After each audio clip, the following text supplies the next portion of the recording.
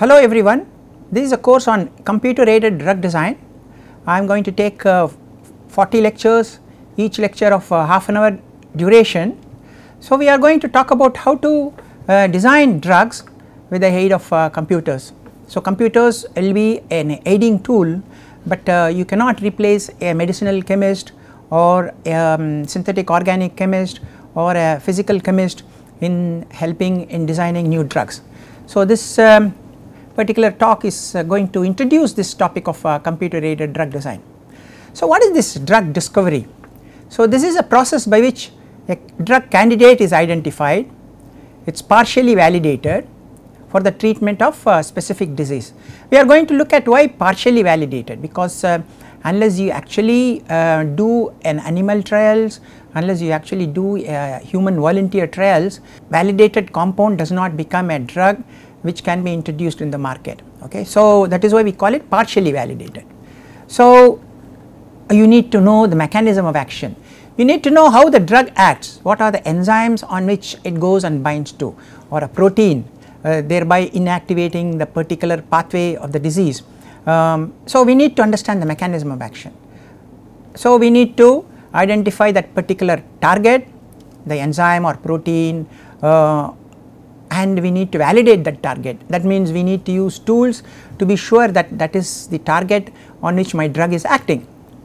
We need to identify a candidate. Generally, before the compound is approved by FDA and introduced into the market, it is not called a drug. It may be called, it is called a lead compound. That means a lead, a compound which has shown very good activity, a compound which looks very promising. So, that is called the lead identification. Okay. And then we need to optimize the lead, because just because the compound acts very well in my lab does not mean it has all the properties of a drug. As you know, drug is something that is taken inside the human body. So, it should not be toxic, it should not cause side effects, it should have a good absorption in the stomach and so on. So, they are called drug likeness property. So, we may have to modify those properties so that it not only has good activity, but also has good drug likeness property. So, we are going to introduce this term drug likeness property for a many lecture. Okay. So, it should have these drug likeness property. This is called ADME. That means A refers to absorption, D refers to distribution, M refers to metabolism, and E refers to excretion. Let me write down: absorption, distribution, metabolism, and excretion. That means the drug has to get absorbed into my stomach. Okay. Mostly if it is an oral drug, it has to be taken, it goes to the GI tract, that means gastrointestinal tract, gets absorbed, then it gets distributed inside your bloodstream, it gets metabolized, because there are many enzymes. Your liver is a gatekeeper which tries to keep on degrading any foreign compounds coming into it, and then finally it has to get excreted, that means thrown out of your body. So, the drug which is taken in has to have good ADME properties, that means absorption, distribution, metabolism, and excretion properties. So, it may be a very good active compound, but maybe it gets metabolized and becomes inactive inside your stomach. So, then it is of no use. Okay. So, ADME is also very important when you are designing drugs. Then it should have good PK and PD. What is this PK and PD? PK is nothing but pharmacokinetics and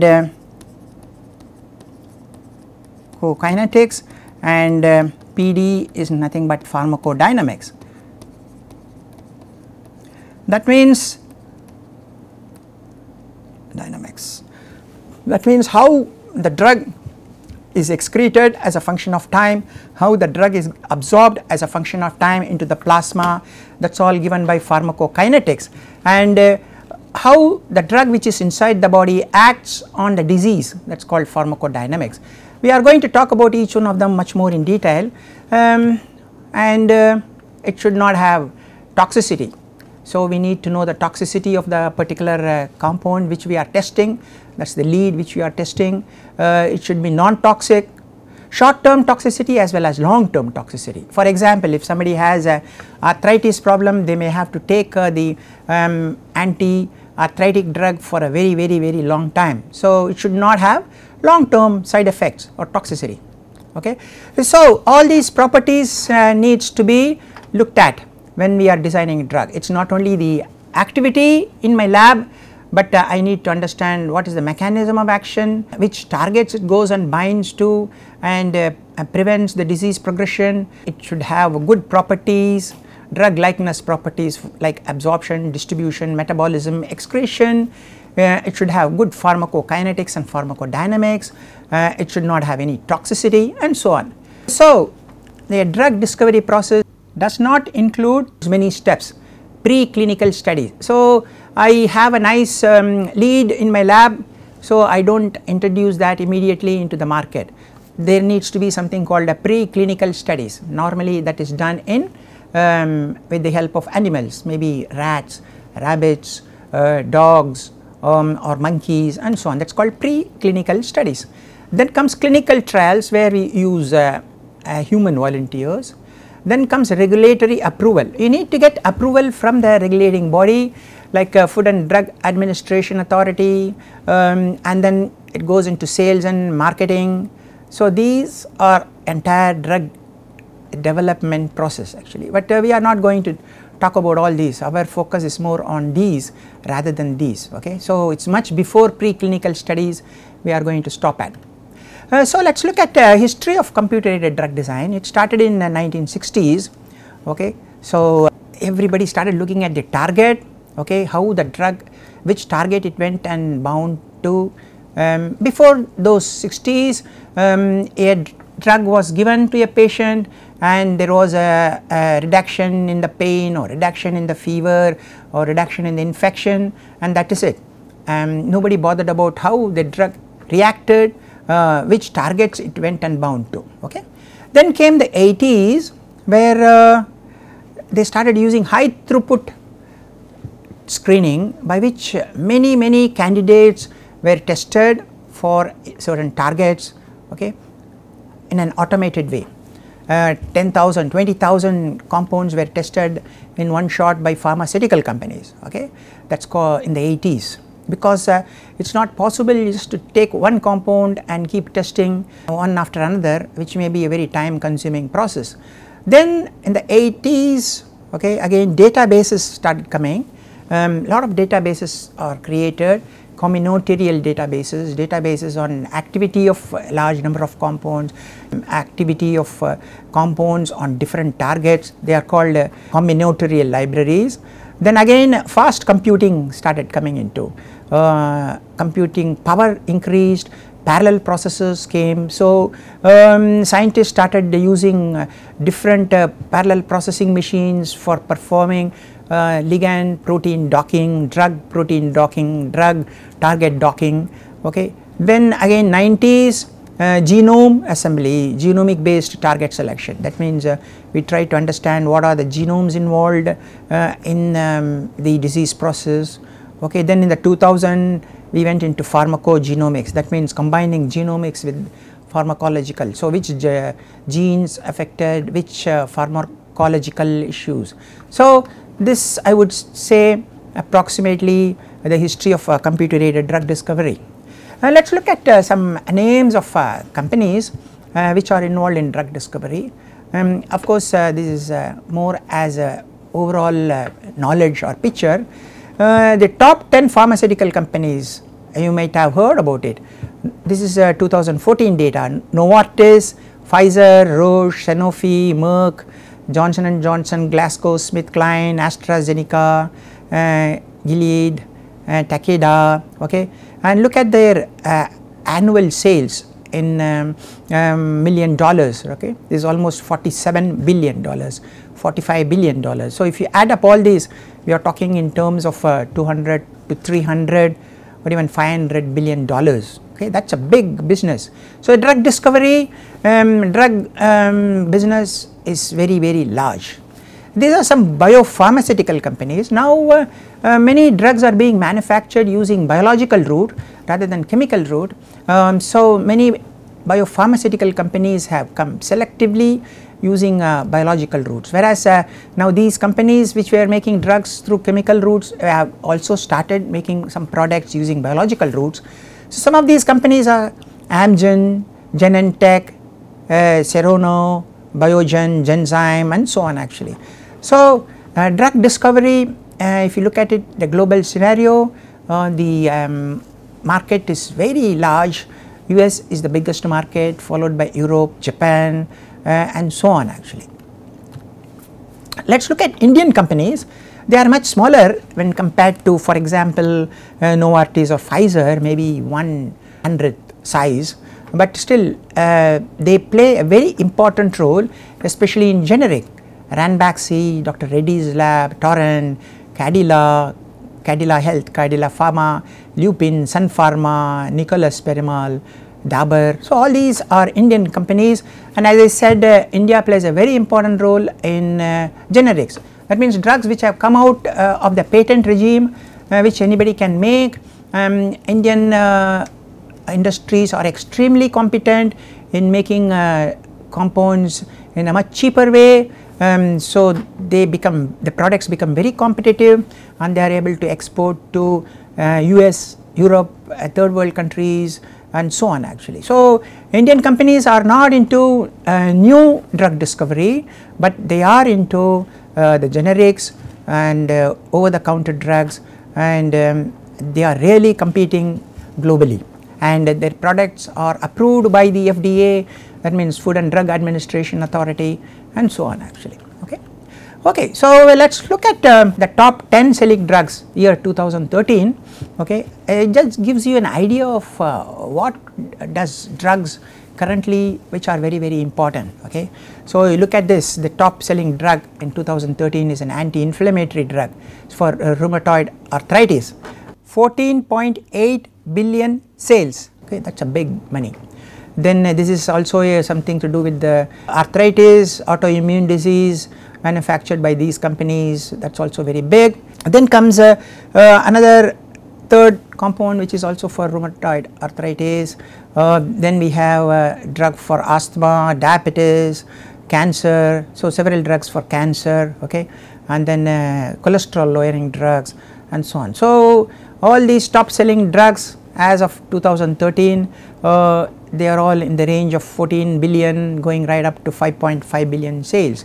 And though the drugs which are marked in red, okay, are manufactured using chemical routes, whereas other drugs are manufactured by biological route. So, what it means is slowly the pharma companies are moving towards making drugs using bioprocess approach rather than chemical approach. When you say bioprocess approach, we are using either an animal cell or a plant cell or a bacteria or virus or a yeast cell and so on to make the product. Okay, only 3 compounds are fully manufactured using a chemical route. I think as time progresses, all these molecules may be manufactured using biological route. Okay, so the lecture which I am going to give in the next 40 lectures will cover topics like structure and property. So, what are the structural features that a drug should have which will lead to certain property? Okay. For example, property could be solubility, property could be its lipophilicity and so on actually. Even properties like toxicity, degradation, stability at different pH condition, they are all called properties.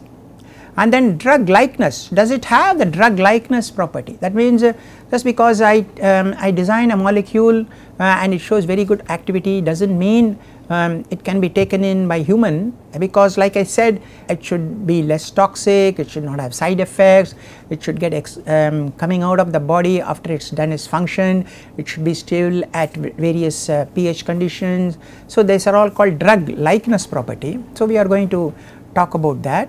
Then of course absorption, how is it getting absorbed into the body, distributed, metabolized, excreted, and then oral bioavailability.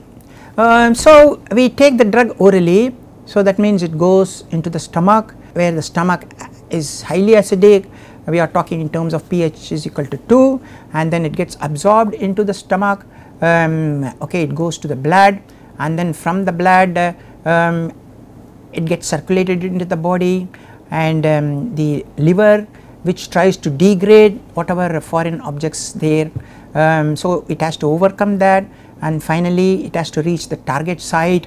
So that is called oral bioavailability. So just because I take a 10 milligram tablet does not mean at the target site the concentration of the drug will be 10 milligram, because it might not be absorbed properly in my stomach, or it may get degraded in the acidity in my stomach, or it may get degraded by the liver enzymes, and so it may, whatever concentration that is reaching my target site could be very small.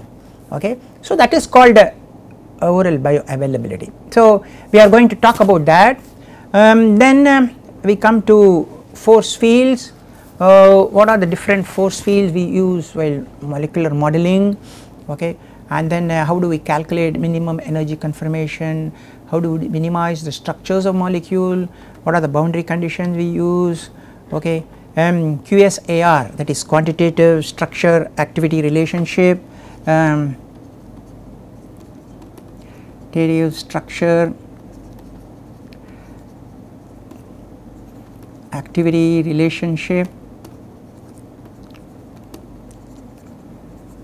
Then we are going to look at the structural features of the drug, that is called a pharmacophore, and then we are going to how to modify the structure, that is called scaffold hopping, and then we look at how targets are being identified, how do you identify how the drug goes and binds to a particular target.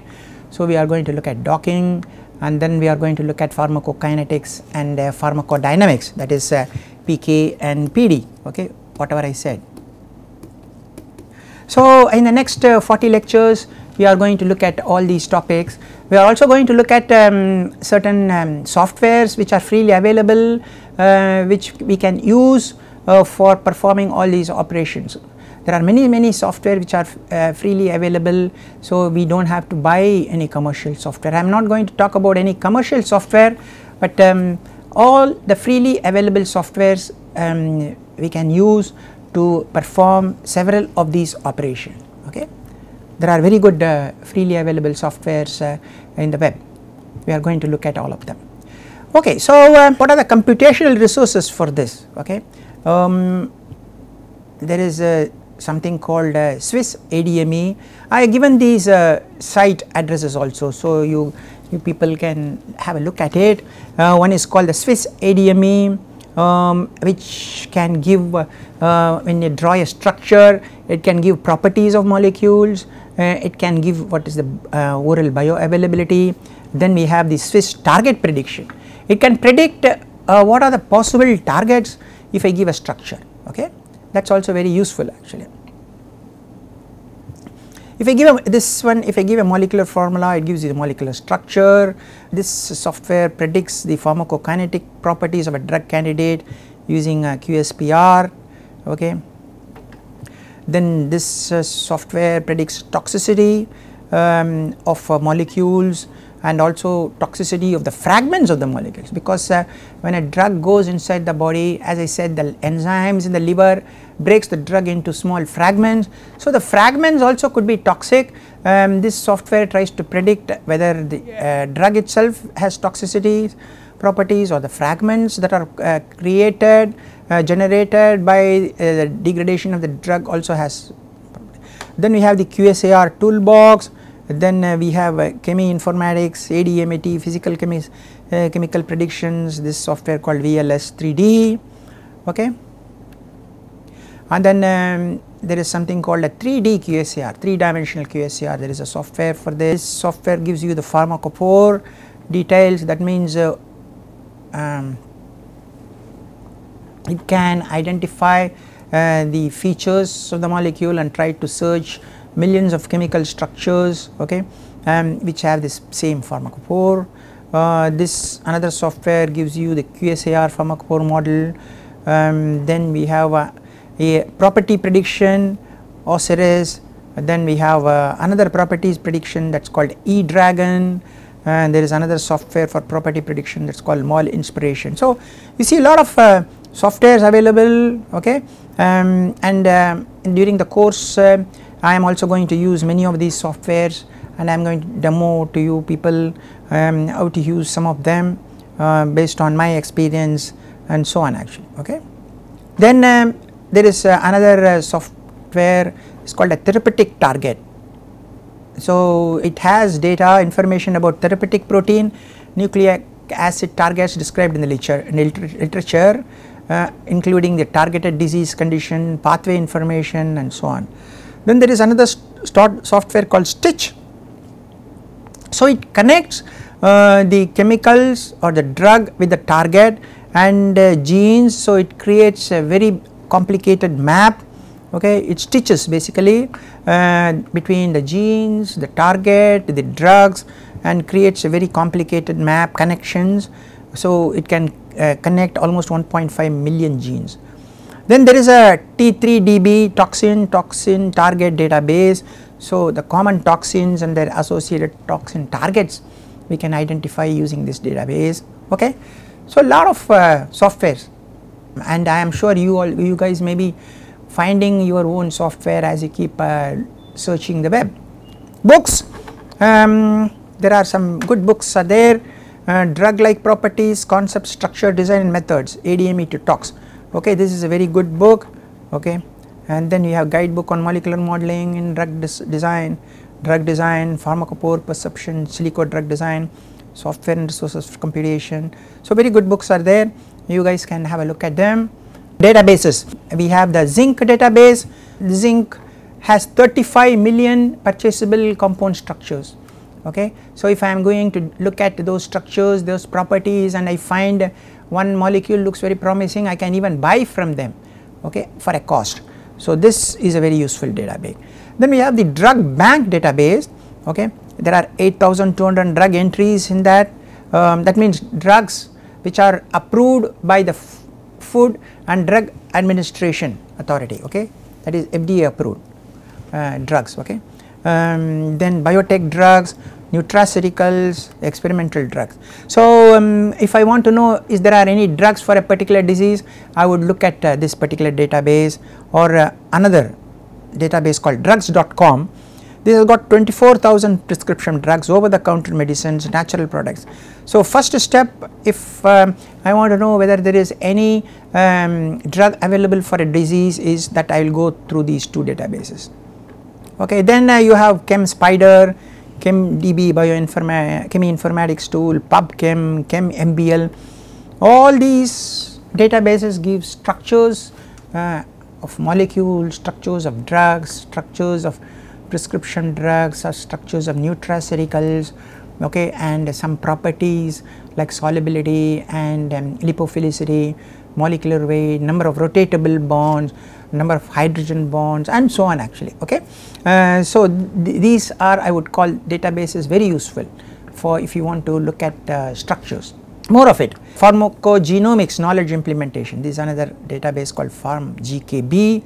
This is a resource that curates knowledge about the impact of genetic variation on drug response, okay. So if there is a genetic variation because of different races or different communities, then how the drug will respond. So there is a lot of information, okay, data on genes, diseases, drugs, pathway. So we can look at this database also if you are interested.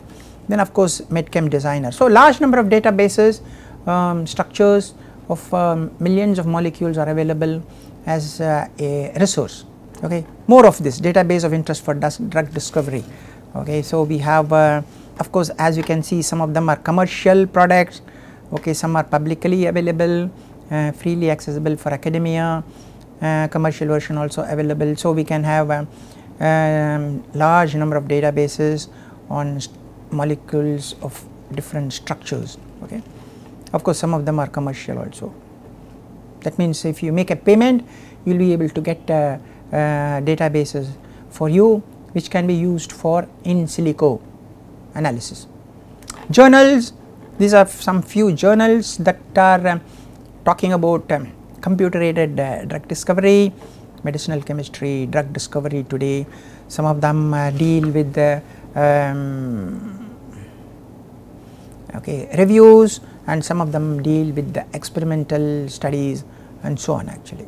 Okay, so large number of resources, I have introduced it to you. You can play around, look at some of these structured databases as well when you have time, okay, and see how useful they can be. Okay, let us look at some structures. Aspirin is a molecule we all must be knowing for a very long time. We all would have taken this particular drug. It is an analgesic, that is a pain reliever.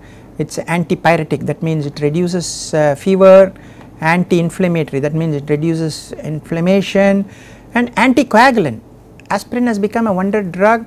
Nowadays it is being used if somebody has a problem with the cardiovascular problem, and if the blood viscosity has to be reduced, they are asked to take aspirin. So, that is also used as an anticoagulant. So, it inhibits the production of prostaglandins. Okay. These prostaglandins are mediators which carry pain. Okay. This is the structure of aspirin. Is the acetyl salicylic acid. Okay. Acetyl, this is the acetyl group. Okay. This is the salicylic acid. There are many variations of aspirin, because you can think about different substitutions and you can have different structural features. So, if you want to go into a drug discovery, we are talking in terms of 10 to 15 years, it costs about $1 billion. You may have to test maybe 10,000 compounds, animal trials or clinical trials or in the lab, and then you may have to test it out on about 1,000 to 5,000 volunteers, and hopefully you may have one successful candidate. Okay. So, drug discovery is like a lottery. In computers we may have to test maybe 100,000 compounds, in the lab we may have to test about 5,000 to 10,000, and finally you may succeed with one drug, or some of them, most of them will fail.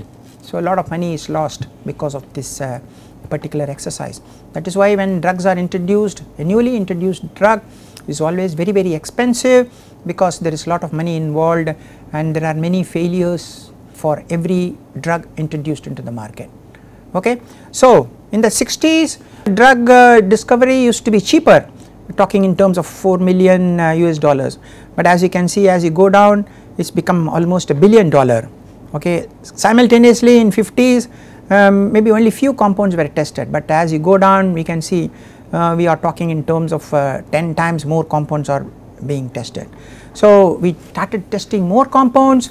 The cost of marketing a drug also keeps going up and up and up.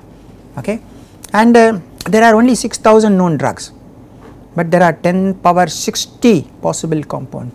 So, obviously there are many drugs in this compound list which we do not know what type of activity it will have. Okay. So, there is a lot of scope for developing new molecules and new compounds and so on. So, we will continue in the next class of the concept of drug discovery and what are the steps involved in target identification and lead identification. Okay. Thank you very much for your time.